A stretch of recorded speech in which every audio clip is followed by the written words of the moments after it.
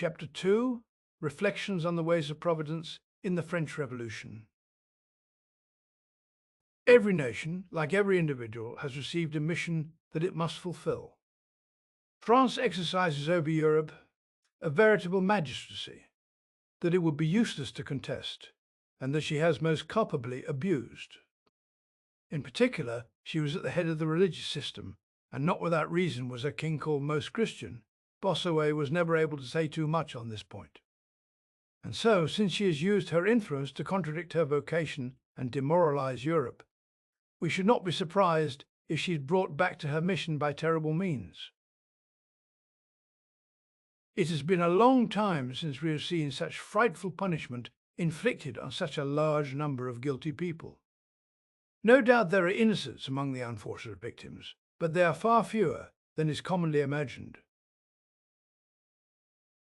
All those who labored to free the people from their religious beliefs, all those who opposed the laws of property with metaphysical sophisms, all those who said strike so long as we win something, all those who counselled, approved, or favoured the use of violent measures against the king, etc., all these willed the revolution, and all who willed it have very justly, even according to our limited insight, become its victims. We groan to see illustrious scholars fall beneath Robespierre's axe. Humanly, we cannot be too sorry for them, but divine justice has not the least respect for geometers or physicists. Too many French scholars were the principal authors of the revolution. Too many approved and gave their support, so long as the revolution, like Tarquin's sceptre, struck down only the tallest heads. Like so many others, they said, it is impossible to make a great revolution without incurring misfortunes. But when a philosopher justifies evil by the end in view, when he says in his heart, "Let there be 100,000 murders, provided we are free," and Providence replies, "I accept your offer, but you must be included in the number. Where is the injustice? Would we judge otherwise in our own tribunals?" Details would be odious, but there are few Frenchmen among those they call innocent victims of the revolution, to whom their consciences could not say, "Now see the sad fruits your faults produced. Feel the blows you have yourselves induced." Our ideas on good and evil, on innocence and guilt, are often affected by our prejudices. If two men fight each other with 3-inch daggers, they are judged guilty and shameful. But if they use 3-foot blades, the combat becomes an honorable contest. We brand someone who steals 1 centime from his friend's pocket. If he steals only his friend's wife, it is nothing. Brilliant crimes involving great or likable qualities, especially when they are rewarded by success, are pardoned or even admired. But in the eyes of true justice, the criminal is blackened by his best qualities, because his greatest crime is his abuse of talent. Every man has certain duties to fulfill, and the extent of his duties is relative to his civil position and the extent of his means. The same action on the part of 2 given men may be very far from being equally criminal. In the same way, an action that is only an error or a bit of madness on the part of an obscure man suddenly raised to unlimited power would be a crime if committed by a bishop, duke, or peer. And finally, there are actions that, though excusable and even praiseworthy from a human point of view, are in essence infinitely criminal. If, for example, someone tells us, "I embraced the French Revolution in good faith, for pure love of liberty and country. I believed in my soul and conscience that it would lead to the reform of abuses and the public welfare," we have nothing to say. But he who knows the hearts of men sees the guilty disposition. He discovers in a ridiculous misunderstanding, in a little rumpling of pride, in a base or criminal passion, the prime mover behind those resolutions that we would like to display as noble. And for him the lie of hypocrisy grafted onto treason is an additional crime. But let us speak of the nation in general. An assault against sovereignty is undoubtedly one of the greatest crimes that can be committed. None has more terrible consequences. If sovereignty rests on a single head, and that head falls victim to the assault, the crime is augmented by atrocity. But if this sovereign had committed no crime meriting such an attack, if the guilty were armed against him by his very virtues, the crime becomes unspeakable. We recognize here the death of Louis XVI. But what is important to note is that never has a greater crime had more accomplices. Far fewer were involved in the death of Charles I, even though he merited some blame and reproach, and Louis XVI did not. Nevertheless, he was given proofs of the most devoted, courageous concern. Even the executioner, who was only obeying orders, dared not reveal his identity. In France, Louis XVI marched to his death surrounded by 60,000 armed men who had not a shot for Santerre, not a voice was raised for the unfortunate monarch, and the provinces were as mute as the capital. We would expose ourselves, they said. Frenchmen, if you find this a good reason, talk no more of your courage, or admit that you have used it very badly.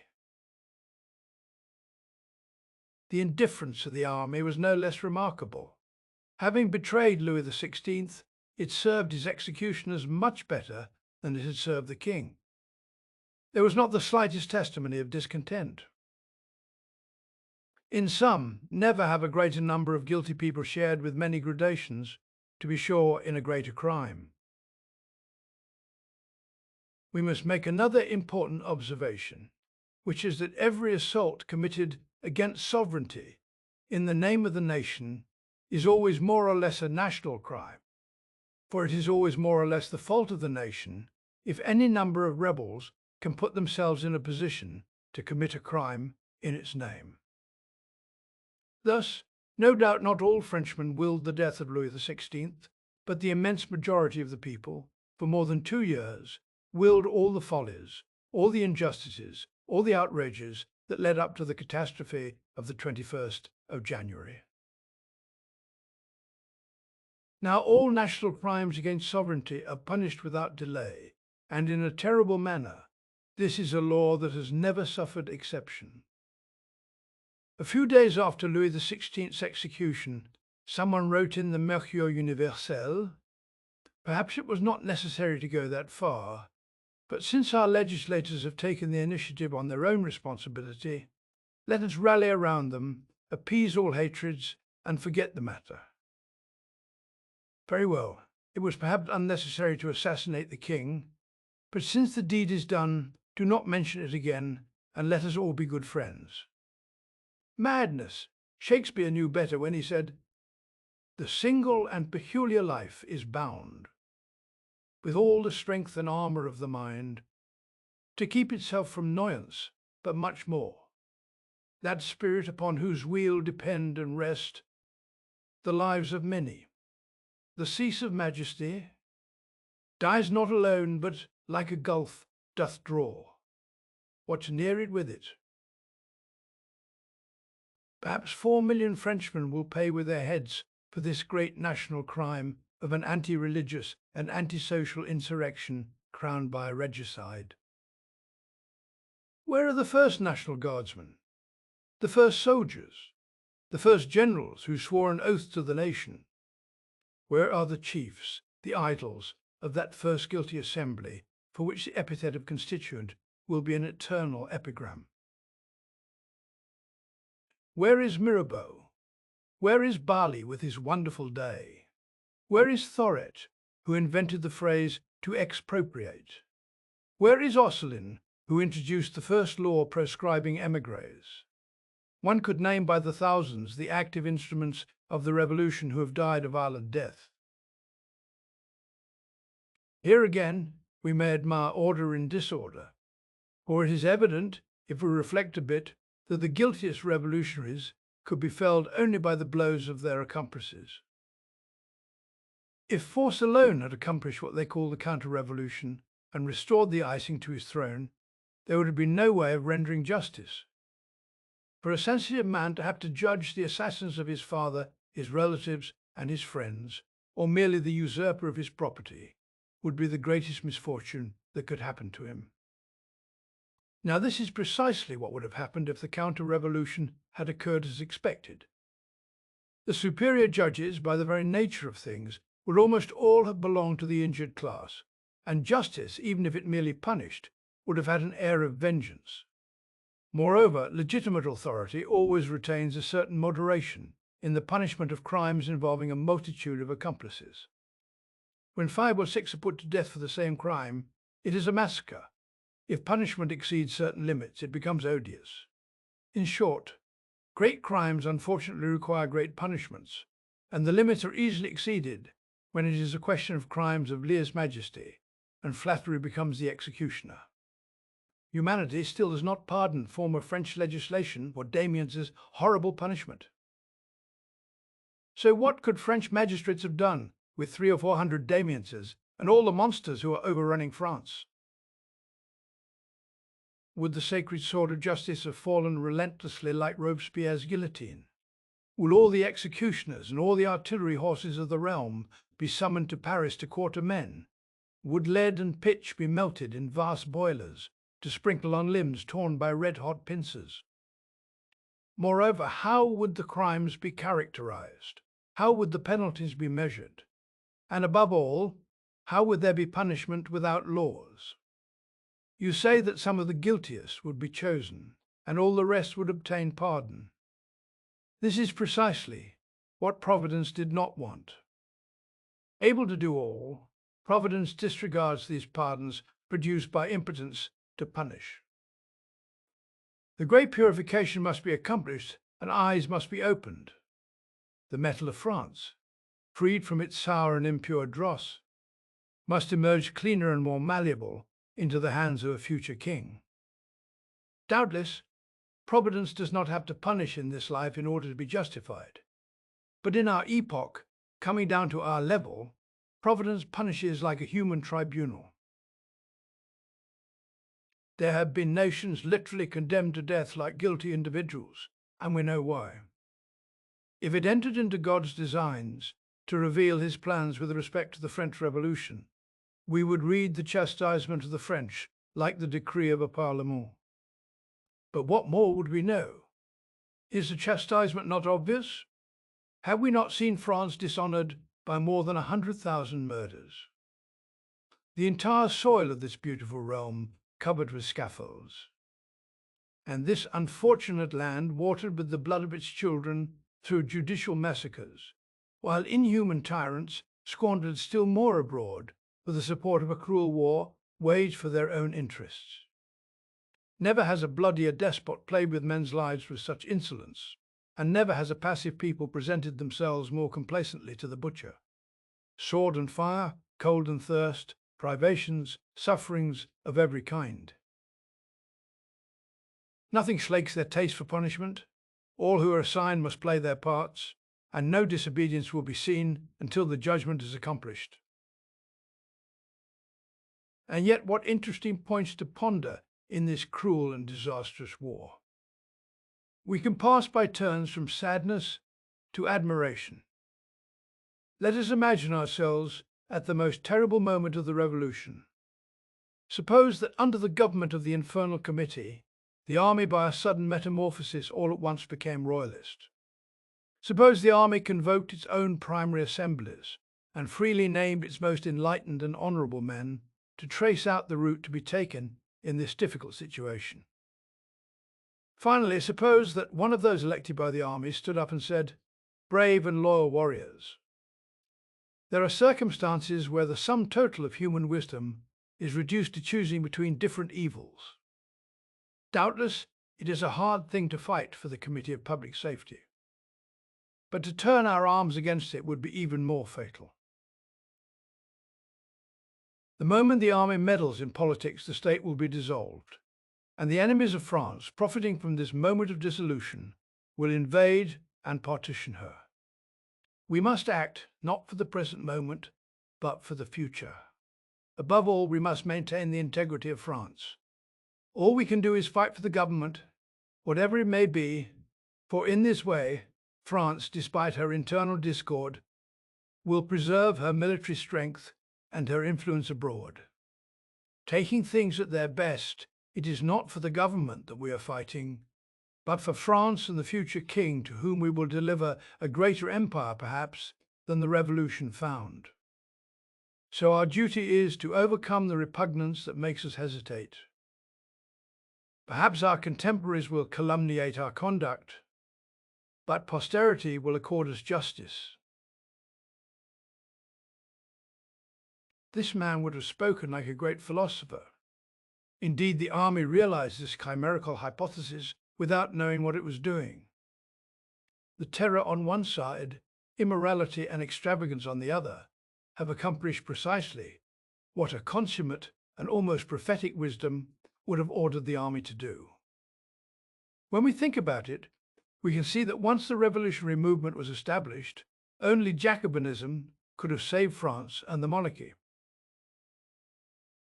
The king has never had an ally, and although he was never so imprudent as to acknowledge the fact, it is evident enough that the coalition begrudged the integrity of France. So how was the coalition to be resisted? What supernatural means could confound the efforts of conspiring Europe? Only the infernal genius of Robespierre could accomplish this prodigy. The revolutionary government hardened the soul of France by tempering it in blood, the spirit of the soldiers was exasperated, and their strength was doubled by ferocious despair and contempt for life induced by rage.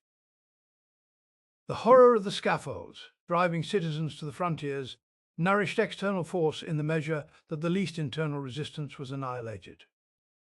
All life, all wealth, all power was in the hands of the revolutionary authority, and this monstrous power, drunk with blood and success, the most frightful phenomenon that has ever been seen, and the like of which will never be seen again, was both a horrible chastisement for the French and the sole means of saving France. What were the royalists asking for when they called for their imagined counter-revolution, that is to say, one made abruptly and by force? They requested, in fact, the conquest of France. They requested, therefore, her division, the annihilation of her influence, and the debasement of her king, which is to say, perhaps 3 centuries of massacres, the inevitable consequence of such an upset of equilibrium. But our descendants, who will worry very little about our sufferings and will dance on our graves, will laugh at our present ignorance.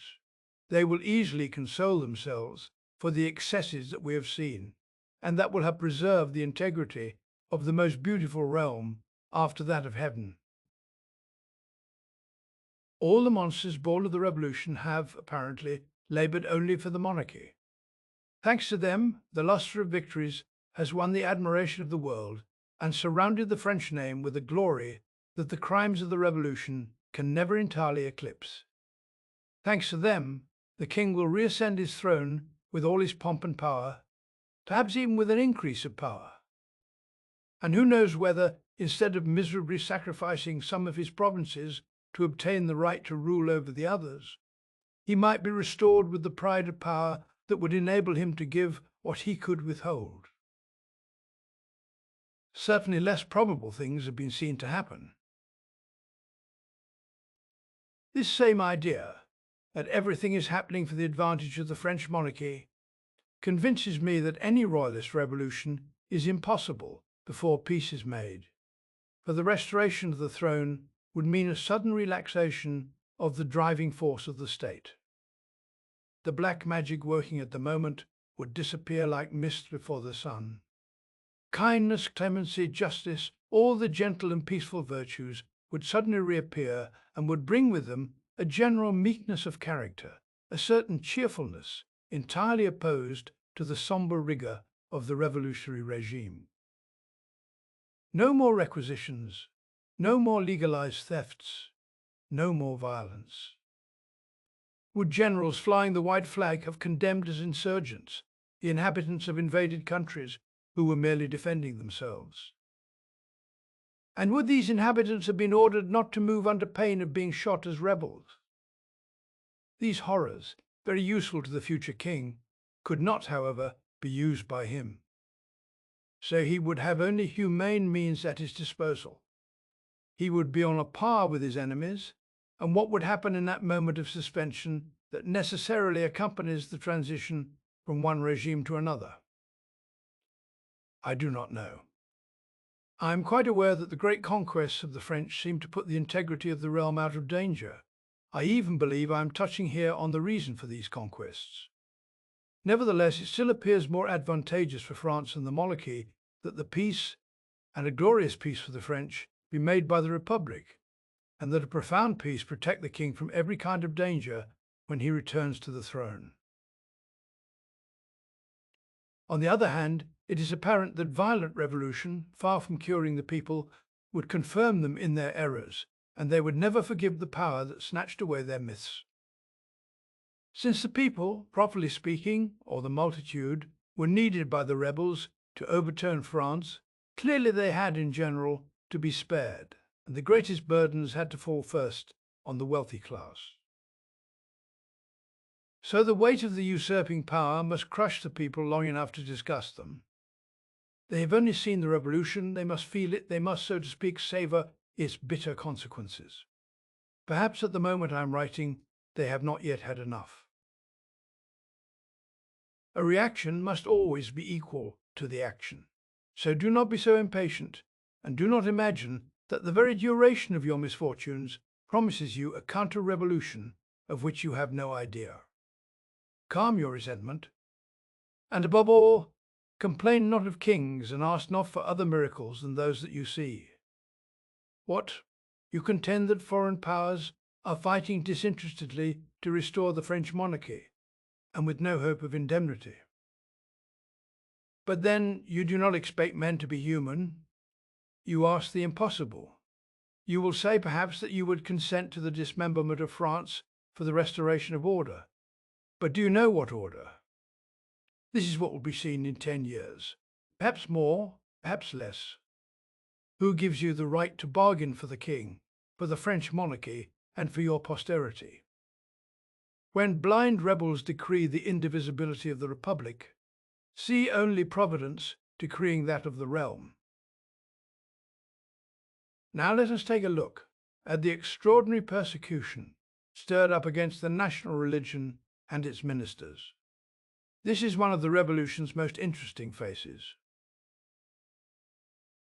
No one would deny that the priesthood in France needed to be regenerated, and although I am far from adopting the popular declamations against the clergy, it appears to me that wealth, luxury, and a general inclination towards laxity had caused the decline of this great body, that the surplice often clothed a knight rather than an apostle, and that finally, in the period immediately preceding the Revolution, the clergy had gone down nearly as much as the army in the place it occupied in public opinion. The first blow to the Church was the invasion of its properties. The second was the constitutional oath, and these two tyrannical measures began the regeneration. The oath sifted the clergy, if it may be put that way. All those who swore it, with some exceptions that may be disregarded, saw themselves led by degrees into an abyss of crime and disgrace. Opinion is unanimous on these apostates. The loyal priests, recommended to this same opinion by their initial act of firmness, rendered themselves even more illustrious by the intrepid way they braved sufferings and even death for the defense of their faith. The massacre of the Carmelites compares in its nobility with anything in ecclesiastical history. The tyranny that, against all justice and decency, chased thousands of priests from their country was no doubt the most revolting imaginable. But here, as before, the crimes of the French tyrants became the instruments of Providence. It was probably necessary that French priests be displayed to foreign nations. They have lived among Protestant peoples, and this coming together has greatly diminished hatreds and prejudices. The considerable emigration of clergy, especially French bishops, to England, appears to me a particularly remarkable event. Surely words of peace will have been spoken and projects for reconciliation formed during this extraordinary meeting. Even if mutual hopes are all that result, this would be a lot. If ever Christians are to be reconciled, and everything suggests that they should, it seems that the initiative must come from the Church of England. Presbyterianism was a French and consequently an exaggerated creation. We are too remote from the followers of this too insubstantial religion. There are no means of getting to know one another. But the Anglican Church, which touches us with one hand, touches with the other those whom we cannot approach. And although from one point of view this church is exposed to attack from both sides and presents the slightly ridiculous spectacle of a rebel who preaches obedience, still from another point of view it is very valuable and can perhaps be considered as one of those chemical intermediates capable of combining otherwise incompatible elements. The property of the clergy having disappeared, everything conspires to restore the priesthood, since for a long time to come new members are unlikely to be attracted by base motives. Moreover, there is reason to believe that contemplation of the work to be done will produce the kind of exaltation that raises men above themselves and makes them capable of accomplishing great things. We must add to these circumstances the ferment of ideas in certain European countries, the exalted ideas of several remarkable men, and the kind of disquiet that is affecting religious dispositions, especially in Protestant lands, and is pushing some along extraordinary paths. At one and the same time we see the storm rumbling over Italy, Rome as well as Geneva menaced by the power that wants no religions, and the national supremacy of religion in Holland abolished by a decree of the National Convention. If Providence erases, it is no doubt in order to right. I also observe that when great creeds have established themselves in the world, they have been favoured by great conquests, by the formation of vast sovereignties, and the reason for this is apparent. Finally, what is going to happen in our own time as a result of these extraordinary combinations that have deceived all human prudence? In truth, one would be tempted to believe that the political revolution is only a secondary object in the great plan unrolling before us with such terrible majesty. I spoke in the beginning of the magistracy that France exercises over the rest of Europe. Providence, which always proportions the means to the end, and which gives to nations as to individuals the necessary organs for the accomplishment of their goals, has given the French nation precisely two instruments, two arms, so to speak, with which it stirs up the world, the French language and the spirit of proselytism that forms the essence of the nation's character. Consequently, France constantly has both the need and the power to influence men.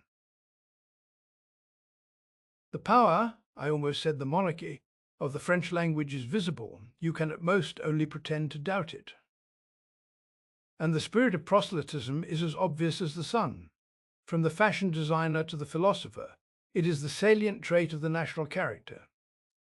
This proselytism is commonly ridiculed, and really, in the forms it takes, often merits ridicule. Fundamentally, however, it is an office. Moreover, there is an eternal law of the moral world that every office implies a duty. The Gallican Church was a cornerstone of the Catholic system, or better, the Christian system, for in truth there is only the one.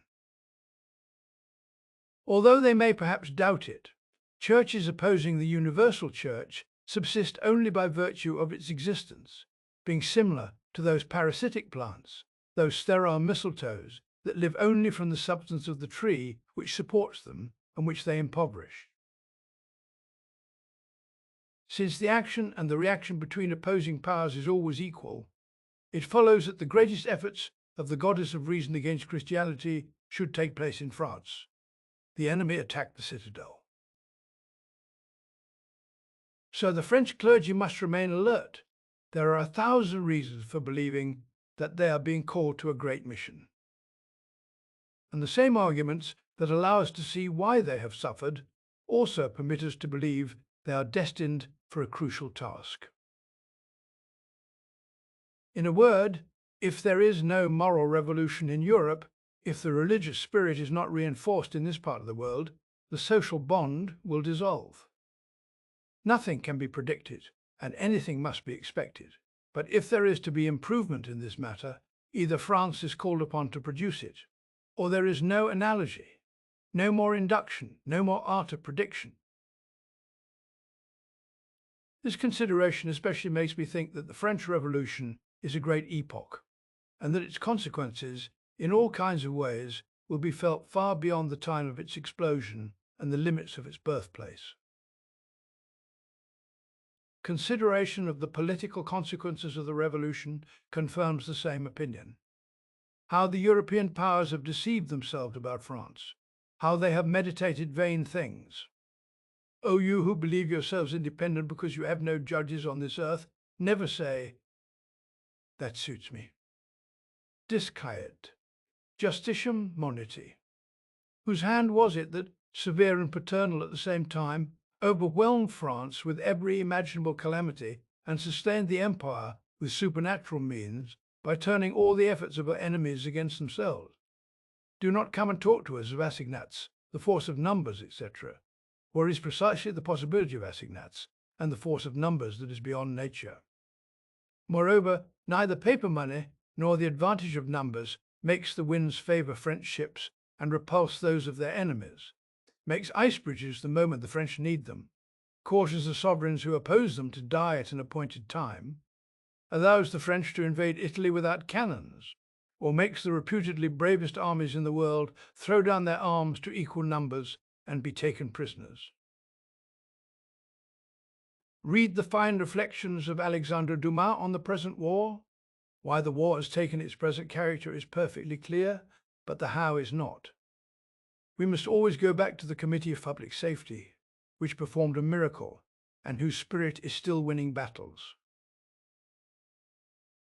In summary, the chastisement of the French, as well as the protection accorded to France, departs from all the ordinary rules. But these two miracles together multiply each other and present one of the most astonishing spectacles that humanity has ever seen. As events unfold, more answers and more wondrous relationships will be seen. Moreover, I see only a portion of the things that a more penetrating view could have discovered at the present time. The horrible effusion of human blood occasioned by this great upheaval is a terrible means nevertheless. It is a means as much as a punishment, and it can be the subject of interesting reflections.